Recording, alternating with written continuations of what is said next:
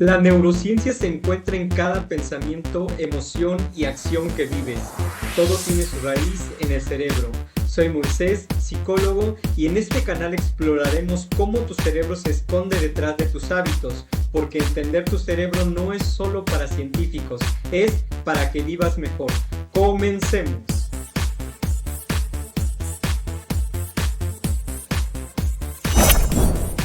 Bienvenido a tu canal Neurociencia de la Vida Cotidiana. El día de hoy vamos a hablar de un tema muy interesante para ti que se llama el cerebro del mal servicio. Tanto tú como yo sé que conocemos a personas que utilizan uniforme naranja, verde, azul, de traje o incluso ninguno en específico. Ya sea en el ámbito de la salud, la docencia, en trámites administrativos generales. ¿Y qué pasa? Te topas con caras adustas, como si estuvieran enojadas o enojados con la vida, o que quizás parecen o parecieran odiar lo que hacen, o simplemente parece no importarle la actividad que realizan. Pues sus motivos tendrán. Existen explicaciones en la neurociencia que pueden darnos una idea de lo que puede estar pasando en el cerebro de esa persona que atiende a los usuarios. Uno de los primeros aspectos que tendríamos que comprender es el estrés y cómo afecta a la corteza prefrontal. La corteza prefrontal está en uno de los lóbulos de nuestro cerebro. Hacia el frente tenemos el lóbulo frontal y la parte más adelante o más anterior es nuestra corteza prefrontal. El trato hostil o apático que otras personas brindan está ligado al agotamiento de esta corteza prefrontal. Lo que sucede con el estrés es que se libera el cortisol y el cortisol, que es la hormona del estrés, disminuye o desactiva las funciones de esta área prefrontal, ya sea por carga laboral, por bajos salarios o por la falta de los insumos materiales que debería tener la persona para realizar su trabajo de manera adecuada. Cuando esta corteza prefrontal se encuentra disminuida en sus funciones, va a hacer que la persona reaccione de una forma impulsiva, que presente disminución en la capacidad de empatía y que se le dificulte procesar instrucciones complejas. Y por eso en ocasiones no nos dan las instrucciones completas.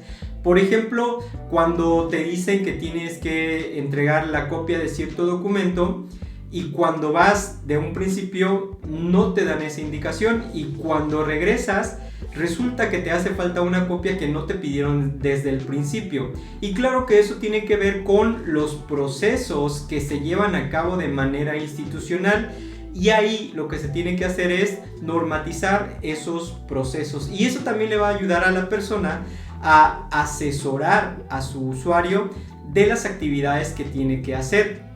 También lo que puede suceder en el cerebro es que exista un sesgo de amenaza. Cuando llega un usuario de forma altanera, de forma exigente, lo que hace es que la amígdala cerebral de la persona que atiende a ese usuario se hiperactiva y entonces entra en una reacción de lucha o huida y lo que hace es tratar de protegerse, ya sea reaccionando de manera agresiva o una especie de escape o huida. Y esto lo lleva a reaccionar de forma hostil o evasiva. Y por ello pueden presentar que casi siempre tengan la cara de amargado o de amargada. También la empatía quemada, que se relaciona con la falta de recompensas positivas. La empatía, como muchas funciones cerebrales, va a requerir energía mental. Cuando existen trabajos repetitivos con baja retroalimentación positiva, por ejemplo, lo que tiene que ver en trámites burocráticos o trámites que se hacen de manera cotidiana, de manera repetitiva, resulta que tenemos un área cerebral que se llama núcleo accumbens. Este núcleo accumbens, ante tareas repetitivas, lo que hace es deprimirse.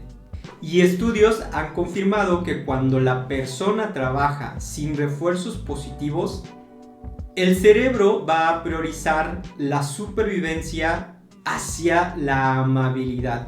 Bien, ¿y por qué puede estar sucediendo en tu país? Una de las cosas que explica esto es la sobrecarga laboral. Por ejemplo, en el ámbito de la salud, cuando alguien tiene que atender a muchos pacientes, obviamente se va a presentar este burnout, y este burnout va a generar un agotamiento en la carga cognitiva del trabajador.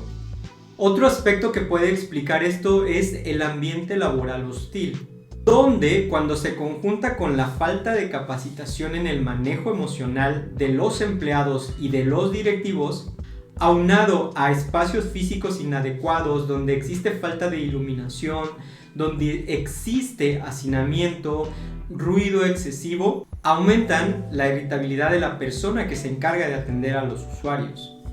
Y con esto no digo que la responsabilidad sea exclusiva del ambiente, porque también quien atiende a otra persona tiene la responsabilidad de trabajar sobre sus emociones para brindar una atención de calidad más humana y amable dentro de sus posibilidades. Y por ello, el entrenamiento en regulación emocional va a jugar un papel muy importante en el desarrollo adecuado de las actividades que el trabajador realiza. También el contacto masivo de manera rutinaria en trabajos donde se atiende una gran cantidad de personas genera una desconexión emocional, precisamente como un mecanismo de supervivencia para no quemarse o para no quebrarse ante tanto estrés. Ahora que tenemos la dificultad, ¿cuáles serían algunas alternativas de solución? Una de ellas es pugnar por el entrenamiento en la regulación emocional, tanto de quienes dirigen como de las personas a su cargo. Cuando se realizan programas de entrenamiento en regulación emocional, la empresa tiene que tener registros de que se realizaron esos programas para que su colaborador, su trabajador, asista y trate de adoptar aquellos recursos que le sirvan para desempeñar mejor su trabajo. Ahora, si el trabajador no asiste a estos talleres, a estas capacitaciones, ya sea por causas justificadas o no justificadas, la empresa tiene los antecedentes en donde se le citó al trabajador para favorecerse de estos talleres, conferencias o pláticas o actividades para la regulación emocional, y con ello puede argumentar que se están haciendo actividades para llevar a cabo el control emocional en sus colaboradores, sin dejar de lado que cada persona somos responsables de nuestro autocuidado emocional. La respiración consciente lo que hace es mantenerte precisamente consciente en el momento para evitar que las reacciones impulsivas lleguen a dominarte. Otra estrategia que se puede implementar son los microdescansos de 5 minutos por cada hora que se trabaje. Obviamente todo tiene que ver con cómo es que se organiza la institución y qué actividades realiza. Aquí únicamente planteo ideas generales que podrían servir.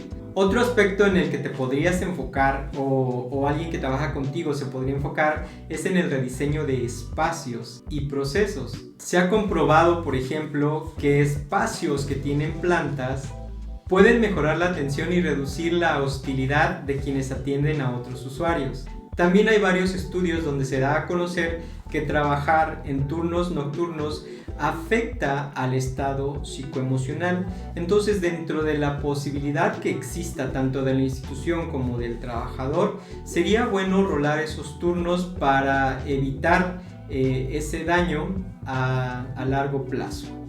Y otro aspecto importante es el refuerzo positivo institucional.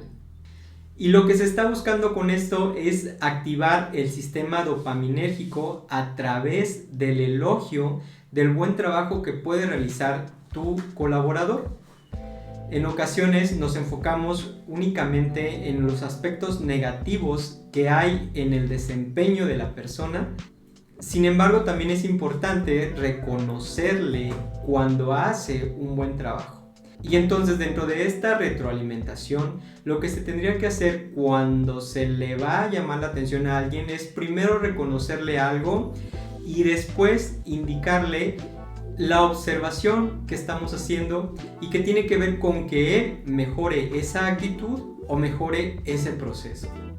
Es muy importante que las instituciones trabajen en cursos en comunicación asertiva, en comunicación no violenta y en el manejo de situaciones difíciles, donde el colaborador también tiene que formar parte de esa estrategia y lo ideal sería que colaborara de manera voluntaria y de manera consciente en estas actividades para el mejor desempeño de su labor. También deberían de integrarse políticas públicas que tienen que ver, por ejemplo, con la cantidad de usuarios que se pueden atender en un día para evitar la sobrecarga laboral de la persona y delimitar estos horarios de atención. Claro, todo va a depender del contexto. Una idea también general podría ser una sala de descompresión, entendida esta como una sala específica de la institución en donde el trabajador, el colaborador, tenga un espacio con música relajante y aromaterapia, por ejemplo. Esto ya ha probado muchísima eficacia en países del Oriente.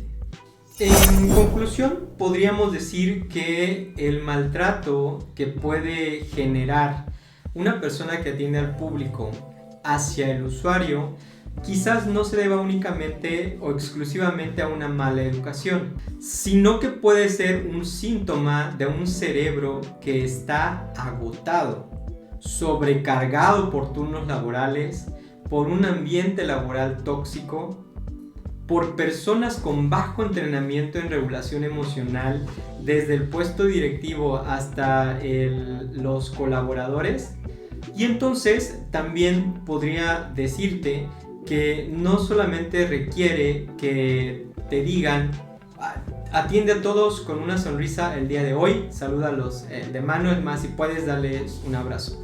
A veces ni siquiera eso es necesario, porque lo que buscan los usuarios es una buena orientación, información completa acerca de los procedimientos y que podamos facilitarle los procedimientos en la medida de lo posible. La neurociencia ofrece herramientas para este control emocional. Sin embargo, sin voluntad política, sin voluntad propia de los empleadores, de los empleados o colaboradores, y sin los recursos adecuados al alcance del colaborador, el cambio será imposible. Un empleado quemado no puede encender la chispa de la empatía. Si queremos un mejor servicio, primero tenemos que cuidar a quien lo da, desde el aspecto institucional y también siendo corresponsables de nuestro propio cuidado psicoemocional, tanto de los empleados o colaboradores como de los empleadores. Si este video te resonó, déjame tu comentario y comparte. Recuerda que todos podemos aprender de todos. Soy Moisés, hasta la próxima.